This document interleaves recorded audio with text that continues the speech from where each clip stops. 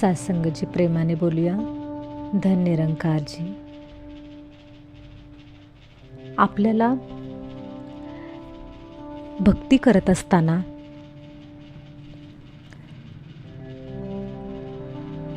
सुखाची प्राप्ती व्हावी ही सर्वांचीच इच्छा असते. परंतु सुखामध्ये देखील ज्यावेळी आपल्याला अतींद्रिय सुखाची प्राप्ती होते त्यावेळी त्या सुखाची तुलना ह्या दुनियेमधल्या कोणत्याही सुखाशी होऊ शकत नाही. मग आपल्याला हे अतींद्रिय सुख कसं प्राप्त होतं? अतींद्रिय सुखाची प्राप्ती करण्यासाठी आपल्याला काय करावं लागेल? असं म्हणतात की बघा, श्रीकृष्णासोबत जेव्हा गोपिका नाचायच्या त्यावेळी त्या अतींद्रिय सुखामध्ये असायच्या. अतींद्रिय सुखाचा अर्थ काय आहे? इंद्रियांच्याही पलीकडचं सुख. आता आपण थोडंसं विचार करूयात. बघा, सुखाचे दोन प्रकार आहेत. एक आहे भौतिक सुख आणि दुसरं आहे अभौतिक सुख. मुळात तर सुख ही एक भावना आहे आणि ती आत्म्याशी जोडलेली आहे. सुखी असणं ही एक फिलिंग आहे. बघा, या विषयाचं चिंतन करत असताना एक गोष्ट आपण ध्यानात घ्यायची आहे की आपलं जे शरीर आहे त्या शरीरामध्ये जी पंच ज्ञानेंद्रिय आहेत. पंच ज्ञानेंद्रियांच्यामध्ये काय आहे बघा? पंच ज्ञानेंद्रियामध्ये आहे डोळे, कान आहे, नाक आहे, जीभ आहे आणि त्वचा आहे. या पंच ज्ञानेंद्रियाच्या माध्यमातून आपल्याला काय होतात? वेगवेगळ्या जाणीवा होतात आणि त्या जाणीवांमधून आपल्याला सुखाची प्राप्ती होते. कधीकधी आपल्याला असं वाटतं की आपण खूप पैसा कमवला तर आपल्याला सुख मिळेल. आता पैशानं सुख कसं खरेदी करायचं? तर पैसा आला की छान घर मिळेल. छान घर आलं की त्याच्यामध्ये छान छान फर्निचर असेल. त्या घरामध्ये मोठमोठ्या मऊ लुसलुसीत गाद्या असतील, छान छान भांडी असतील. हर एक गोष्ट घरामध्ये असेल. म्हणजे ज्यावेळेस सगळं काही घरामध्ये अगदी सुंदर पद्धतीनं जर असेल तर डोळ्याला बघताना छान वाटणार आहे. त्याच्यामुळे डोळे तृप्त होत आहेत. म्हणजे काय झालं तर त्याला ते भौतिक सुख मिळतंय, तेव्हा त्याला छान वाटते. दुसरी गोष्ट म्हणजे काय? तर आपल्याला कानांनी छान छान ऐकायला आवडतं.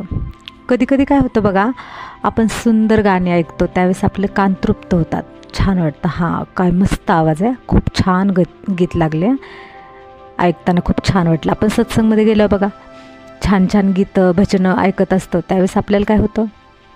आपल्याला ते कर्णसुख असते ते प्राप्त होतं. म्हणजे काय होतं तर ऐकताना छान वाटते म्हणून बरेच जण काय करतात, सत्संगमध्ये जातात की ऐकायला छान वाटते, तृप्त होतात. हां, ठीक आहे, छान वाटते. श्रवण सुख म्हणतात त्याला. श्रवण करण्याचं एक सुख असतं, ते सुख उपभोगतात.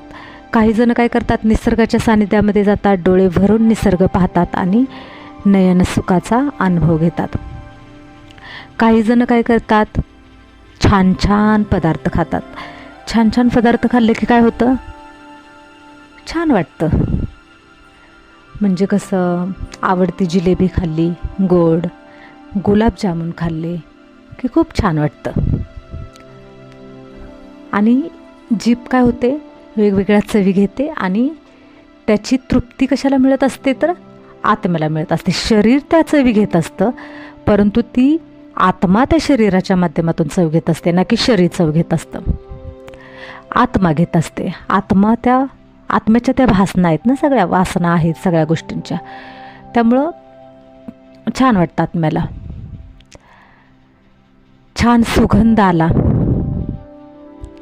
की छान वाटतं. छान सुगंध आला, वा काय छान सुगंध आहे म्हणतो आपण. किती छान उदबत्ती लावली, मस्त सुगंध आहे. किती छान फुले आहेत, खूप छान सुगंध आहे. मन एकदम खुश झालं, आनंदित झालं, सुखी झालं. त्याच्यानंतर त्वचेच्या भोवती जर छान असा मऊ लुसलुसीत कापूस आहे, त्या कापसावरून हात फिरवला की आपल्याला छान वाटतं, स्पर्शाचा आनंद. घरामध्ये छान अशी मऊ लुसलुसीत गादी असेल, त्या गादीवरती झोपायला मिळालं, अंगावरती मऊ घ्यायला भेटलं, किंवा एखादी आई आपल्या बाळाला स्पर्श करते त्यावेळेस त्या स्पर्शामधला आनंद असतो, तर तो स्पर्शामधला आनंद मिळतो, त्यावेळेस मन खुश होतं. पण याच्या उलट जर डोळ्यांना आपल्याला जे नको असेल ते जर दिसलं तर मन दुःखी होतं. कधी कधी कानांनी खराब, वाईट, शिव्या वगैरे असं काय ऐकलं की मन दुःखी होतं. कोणतरी असं उघडपणे आपल्याला बोलतं, कोणतरी आपल्याला टाकून बोलतं, मोठ्या आवाजामध्ये बोलतं की आपल्याला लगेच रडायला येतं. म्हणजे काय झालं, कानांनी अगोदर ऐकलेली गीतं त्यावेळेस मनाला छान वाटलं, आनंदित झालं मन. पण ज्यावेळी शिव्या वगैरे ऐकायला कानाला मिळाल्या, कोणीतरी टोमण्यातनं बोलतं ऐकायला मिळालं की मन दुःखी झालं. त्याच्यानंतर मऊ लुसलुसीत गादी होती म्हणून छान वाटलं, मन खुश झालं. पण ज्यावेळी काटे बोचले आपल्याला, ज्यावेळेस काटे टोचले त्यावेळेस मात्र एखादी खरखरीत एखादी वस्तू आपल्याला अंगावर घ्यायला दिली की मन दुःखी झालं. त्याच्यानंतर बघा, खराब वास आला की काय झालं, आपलं मन दुःखी झालं. तर ही आहेत आपली पंचज्ञानेंद्रिय आहेत बघा, त्याच्यातून जर छान मिळालं तर सुख, मनाच्या विरुद्ध मिळालं की दुःख. म्हणजे या ज्या गोष्टी आहेत त्या शाश्वत नाही आहेत. म्हणजे सुख हे शाश्वत आहे का, चिरकाल टिकणार आहे का, तर नाही, याची काहीही शाश्वती नाही. कारण घोर कलियुग आहे. घोर कलियुगामध्ये आपल्याला आपल्या मनासारख्या गोष्टी एकही घडताना दिसत नाही. एकदा घडताना दिसेल, 2 वेळा दिसणार नाही, 3ऱ्या वेळी दिसेल, पुन्हा 4थ्या वेळी दिसणार नाही. म्हणजे हे चढउतारांचं ते सतत सुरूच राहणार आहे. म्हणजे कधी सुख येणार आहे, कधी दुःख येणार आहे, कधी सुख येणार आहे, कधी दुःख येणार आहे, ह्या गोष्टी सतत चालू राहणार. मग आपल्या मनाची स्थिती जर डामाडोल असेल, म्हणजे कधी खुश कधी दुःखी, कधी खुश कधी दुःखी, तर ही जी मनाची स्थिती आहे ना, तर अशा स्थितीमध्ये काय होतं, आपण सतत सुखी राहू शकत नाही. आणि ज्यावेळेस आपण सुखाची जी अवस्था आहे की सदोदित सुखाची अवस्था राहण्यासाठी आपल्याला या गोष्टी पुरेशा नाहीत. मग हे झालं सगळं भौतिक सुख. आता आपल्याला अभौतिक सुखाचा अभ्यास करायचा आहे. अभौतिक सुख कशात आहे, तर अभौतिक सुख आपल्या शरीराच्या जे पलीकडं आहे आत्मतत्व. ज्यावेळेस त्या आत्मतत्वामध्ये आपण विलीन होतो, आत्मतत्वामध्ये आपण लीन होतो, ध्यानमग्न होतो, त्यावेळेस आपल्याला त्या अतींद्रिय सुखाची अनुभूती होते. पण महत्त्वाचं म्हणजे आपल्याला ज्यावेळेस आपल्या अवतीभोवती, ज्यावेळेस आपल्या मनासारख्या घटना घडत नाहीत, मनाच्या विरुद्ध घटना घडत राहतील, ह्या पंचज्ञानेंद्रियाच्या माध्यमातून आपल्याला त्या जाणीवा होत राहतील. कारण सुख आणि दुःख मनामध्ये निर्माण होण्याचे जे दरवाजे आहेत ना, ते ही पंचज्ञानेंद्रिय आहेत, त्याच्या माध्यमातून आपल्याला सुख आणि दुःख होत असतं. मग ज्यावेळी एखादा भक्त असेल, योगी असेल, तो काय करतो, तर या ज्या जाणीवा आहेत, ज्ञानेंद्रियाच्या माध्यमातून येणाऱ्या जाणीवा आहेत ना, त्या जाणीवांना तो फुल स्टॉप देतो. म्हणजे कसा फुल स्टॉप देतो, डोळ्यांनी वाईट पाहायचं नाही, वाईट दिसलं की लगेच रस्ता चेंज करायचा. डोळ्यांनी वाईट पाहायचं नाही, कानाने वाईट ऐकायचं नाही. कधी कधी समजा एखादा शिव्या जरी देत असेल तरी त्या आत घ्यायच्या नाहीत. डोळ्यांनी जर एखादं खराब दिसलं तरी ते खराब पाहायचं नाही. खराबातून पण काहीतरी वेगळं चांगलं काहीतरी विचार करायचा आणि मनामध्ये विचार खराब येऊ द्यायचे नाहीत. म्हणजे प्रत्येक निगेटिव्ह गोष्टीमधून काहीतरी पॉझिटिव्ह शोधायचं, किंवा जर खराब गोष्टी असेल तर त्याच्याकडे दुर्लक्ष करत आपल्याला काय करायचं आहे, आपल्यामध्ये परिवर्तन करायचं आहे. म्हणजे कुठलीही गोष्ट घडू द्या, मी कोणतीही परिस्थिती जरी माझ्यासमोर आली तरी त्या परिस्थितीमध्ये मला एकरस स्थितीमध्ये राहता आलं पाहिजे. म्हणजे माझ्या मनाची स्थिती जराही डामाडोल होता कामा नये. ज्यावेळी हे परिवर्तन माझ्यामध्ये हळूहळू व्हायला सुरुवात होईल, त्यावेळी एक दिवस असा येईल बघा, ज्यावेळेस आपण नामस्मरण करायला बसू त्यावेळेस नामस्मरणातून आपल्याला तल्लीनता निर्माण होईल. आणि ज्यावेळेस आपण नामस्मरणामध्ये तल्लीन होता होता होता आपण ध्यानमग्न होऊन जाईल. नामस्मरणातून आपल्याला ध्यान लागेल आणि त्या ध्यानातून अतींद्रिय सुखाची अनुभूती होईल. आणि ती जी अतींद्रिय सुखाची अनुभूती आहे ती इतकी सुंदर आहे, इतकी सुंदर आहे की त्याचं वर्णन संतसुद्धा करू शकले नाही. संत म्हणतात की त्या सुखाचा अनुभव कैसा करू, कसं करणार त्या सुखाचा अनुभव, करू शकत नाही, त्याला शब्दच नाही आहेत. इतका सुंदर अनुभव आहे आणि ते कुणी हिरावून घेऊ शकत नाही हो. आत्ता बघा ना, आपल्याला एखाद्याने सुंदर गाडी दिली आणि त्या गाडीला उद्या जर खरच पडली, काही झाले की आपण लगेच दुःखी होतो. पण ते जे आत्मिक सुख आहे ते आपलं कोणीही हिरावून घेऊ शकत नाही. ते आपल्याजवळ कायम राहणार आहे असं ते सुख आहे. म्हणून त्या अतींद्रिय सुखाची अनुभूती करण्यासाठी आपल्याला हा पुरुषार्थ करायचा आहे. कोणतीही परिस्थिती घडली तरी मला एकरस स्थितीमध्ये राहायचे. आणि त्याच्यासाठी एकरस स्थितीमध्ये राहण्यासाठी आपल्याला सर्वात महत्त्वाचा पुरुषार्थ करायचा आहे. सर्वात महत्त्वाचा म्हटलं आहे इच्छा मात्रम अविद्या. भगवद्गीतेमध्ये एक गोष्ट सांगितलेली आहे, ज्यावेळी इच्छा मात्रम अविद्या या गोष्टीचा पुरेपूर अभ्यास होईल ना, त्यावेळी आपल्याला अतींद्रिय सुखाची अनुभूती होते. आपल्याला दुःखाचं कारण मूळ काय आहे माहिती आहे का? इच्छा. आपल्याला हर एक गोष्टीची इच्छा असते. मला असंच ऐकायला आलं पाहिजे, मला हा असाच बोलला पाहिजे, माझ्या बाबतीत ना हे असंच घडलं पाहिजे, हा मला असा कसा बोलू शकतो. म्हणजे अपेक्षा, इच्छा. आपल्याला काय माहिती आहे का? इच्छा कभी अच्छा नहीं बनने देती. इच्छा, आपल्या इच्छा हेच आपल्या दुःखाचं मूळ कारण आहे. ज्यावेळेस आपल्या इच्छा आपण सर्व परमात्म्यावरती समर्पित करतो, सर्व इच्छा परमात्म्यावरती समर्पित करतो की मला आता काही नको आहे, मला फक्त आत्मानुभूती, परमात्मानुभूती घ्यायची, एकच इच्छा राहील, ती पण सात्विक इच्छा आहे आणि ही खूप सुंदर इच्छा आहे.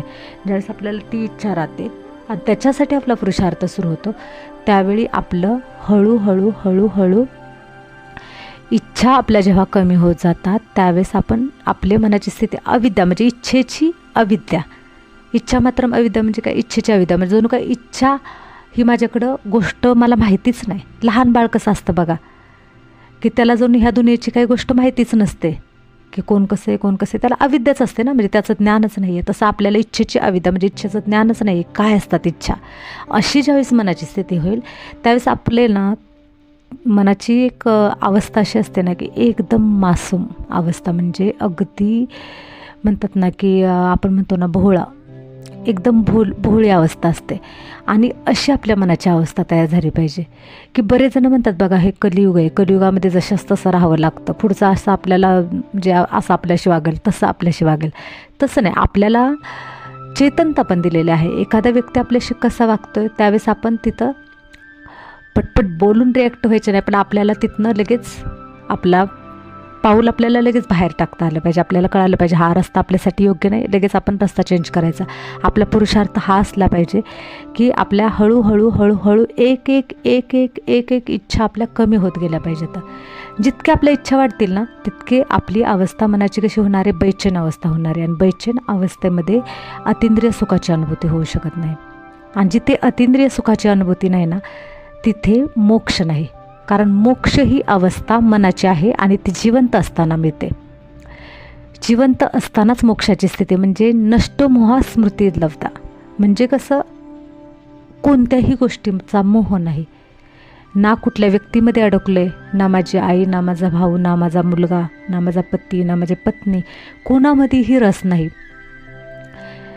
इच्छा नाही, अपेक्षा नाही. ज्यावेळेस आपण ह्या गोष्टीमध्ये एकदम सहज होतो, आपल्याला कुठल्याही गोष्टीची इच्छा राहत नाही, आपलं म्हणजे काय म्हणतात ना आपल्या इच्छा सगळ्या त्याच्यातनं बाहेर निघतात आणि एकच इच्छा फक्त मला परमात्म्याशी एकरूप व्हायचे. त्यावेळेस आपण परमात्म्याशी एकरूप होण्याची जी इच्छा आहे ना ती ज्यावेळेस आपली प्रबळ होते त्यावेळी आपल्या बाकीच्या ज्या इच्छा आहेत ना त्या आपल्याला कुठल्याही मागावे लागत नाही. ते सर्व इच्छा आपल्या पूर्ण होत जातात. आपल्याला कोणतीच इच्छा मागायची गरज पडत नाही. कारण की असं म्हणतात ना की जिथे जिथे ज्ञान आहे, जिथे शांती आहे आणि जिथे परमसुख आहे ना, तिथं सर्व धन दौलत आपोआपच त्याच्या पाठीमागे येत असते. त्यासाठी अवस्था मनाची कशी पाहिजे ना, अतिशय विशाल पाहिजे. आणि आपल्याला म्हणजे हे आता खरं झालं तर खूप मोठे मोठे शब्द आहेत, पण त्याच्या अगोदर आपल्याला काय करायचं आहे, पुरुषार्थ हा करायचा आहे ना की हळूहळू आपल्या इच्छा कमी झाल्या पाहिजेत. जोपर्यंत आपल्या इच्छा कमी होत नाहीत ना, तोपर्यंत आपल्याला आपण एक चांगला माणूस बनूच शकत नाही. कारण बघा, जे जे सगळे थोर साधू संत सगळे होऊन गेले ना, त्यांच्या इच्छा कमी होत गेल्या. आत्ता बघा ना, सद्गुरूसुद्धा सुदीक्षा माताजी असतील तरी त्यांनी बघा त्यांच्या सगळ्या इच्छा त्यांनी मारून टाकलेल्या आहेत. आणि त्यांचं एकच आता म्हणजे त्यांच्यासमोर काय आहे, फक्त सगळ्या जगताचं कल्याण करायचं हा एक भाव आहे त्यांचा. सर्व इच्छा मारून टाकल्या त्यांनी. तर त्या इच्छा त्यांनी सगळ्या म्हणजे म्हणतात ना, सगळ्या इच्छा त्यांनी परमात्म्याच्या निराकार परप्रभूच्या म्हणतात ना चरणावरती सर्व इच्छा मारून टाकल्यात. आणि त्याच्यामुळे आज ते महान सद्गुरूच्या दर्जावर आहेत. त्यांचा एक दर्जा आहे. आणि प्रत्येक साधू संत जे महान होऊन गेले ना, त्यांनी सर्व त्यांच्या इच्छा समर्पित केल्या. त्याच्यामुळे जर आपल्याला मोक्ष मिळवायचा असेल ना, तर इच्छेची अविद्या झाली पाहिजे आणि नष्टमोह झालं पाहिजे. प्रत्येक गोष्टीतला मोह आपला कमी झाला पाहिजे. आणि पुरुषार्थ आपल्याला हाच करायचा आहे. मोह आपला कमी झाला पाहिजे. आणि दुसरी गोष्ट म्हणजे इच्छा आपल्या कमी कमी होत गेल्या पाहिजे. आणि मोक्षाची स्थिती ही तेव्हाच येणार आहे. मोक्षाच्या या स्थितीपर्यंत पोचण्यासाठी या गोष्टी गरजेच्या आहेत. सत्संगाची आजच्या दिवशी आपण या गोष्टीचं चिंतन केलं की खरं सुख, परमसुख, अतिंद्रिय सुख कशामध्ये आहे, मोक्ष कसा मिळतो, मोक्षाची स्थिती काय, आपल्याला आपल्या इच्छा हळूहळू कशा कमी करायच्या आहेत, याच्यावरती चिंतन केलं. आजचा हा व्हिडिओ आपण या ठिकाणीच थांबवूयात. प्रेमाने बोलूया. धन्य निरंकारचे.